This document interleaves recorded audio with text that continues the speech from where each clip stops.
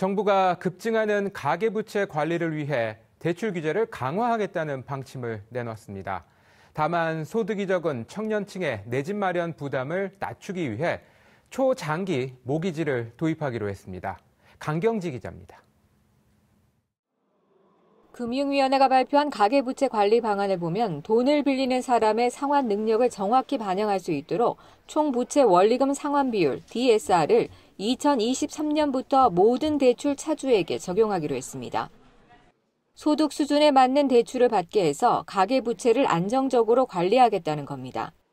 금년 7월에는 주택가격을 6억 원 초과 주택을 구입하는 경우까지 확대를 하고 또 신용대출 1억 원 초과 하는 부분에 대해서도 같이 적용을 해나갈 계획입니다.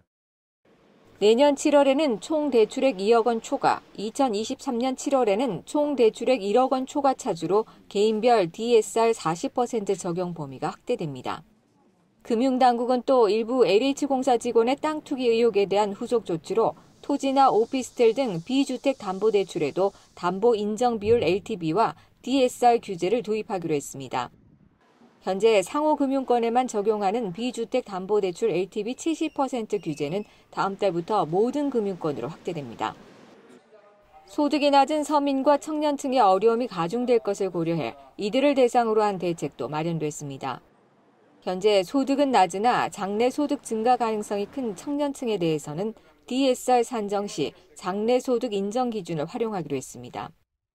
또 만 39세 이하 청년층과 신혼부부를 대상으로 만기 40년 대출을 도입해 원리금 상환 부담을 줄여주기로 했습니다. 하지만 정부의 DSR 규제 정책이 저소득자에게 불리하게 작용할 것이라는 우려가 나옵니다. 이렇게 규제했을 때 선의의 피해자가 나올 수 있습니다. 2030처럼 미래 세대의 주택을 구입하는 사람들이나 또 소득이 낮은 계층 그러면서도 무주택자들에게는 오히려 불리하게 작용할 수 있습니다. 하지만 이제 이렇게 DSR을 규제하게 되면 또 강화하게 되면 가계부채는 분명히 줄어들 가능성이 높습니다. 만기 40년 대출로 평생 대출을 갚아야 한다는 부담감이 생긴다는 지적도 나옵니다.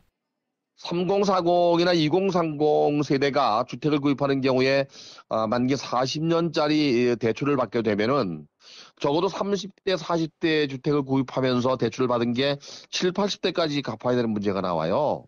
물론 그 장기로 대출을 주게 되면은 월 상환액이 줄어들어서 좋은 점도 있지만 한편으로는 평생 그 대출을 갚아야 되는 부담을 가질 수 있어요.